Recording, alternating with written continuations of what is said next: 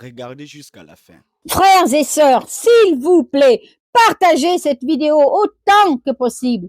Hier soir, j'ai eu une vision dans mon rêve. Ce n'était pas un simple rêve, mais un avertissement venu de Dieu.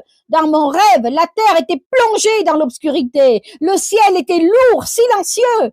Puis, une lumière s'est levée et tout a tremblé. Et j'ai vu des foules courir sans but, des visages fatigués, des prières sans vie.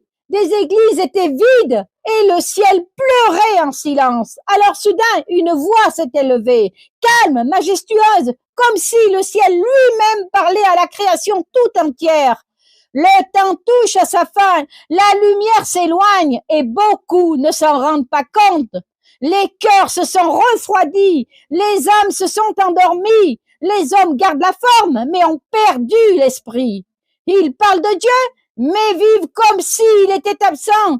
Et j'ai vu le monde tel qu'il le voyait, des villes pleines de bruit, mais vides de paix, des mains levées vers le ciel, mais sans foi véritable. La lumière passait au-dessus des foules, cherchant des visages tournés vers elle, mais peu la regardaient encore. Pourtant, disait la voix, il reste un petit nombre, ceux qui aiment dans le silence, qui cherchent à vivre selon la volonté de Dieu, qui se repentent de leurs fautes et se laissent transformer, qui pardonnent et persévèrent dans la foi.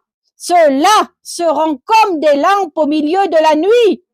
Alors le ciel s'est ouvert davantage et un fleuve de lumière a traversé la terre. Certains visages s'illuminaient, d'autres restaient dans l'ombre, comme partagés entre la peur et l'oubli. Quand je me suis réveillée, je sentais encore cette présence comme un souffle d'éternité sur mon âme.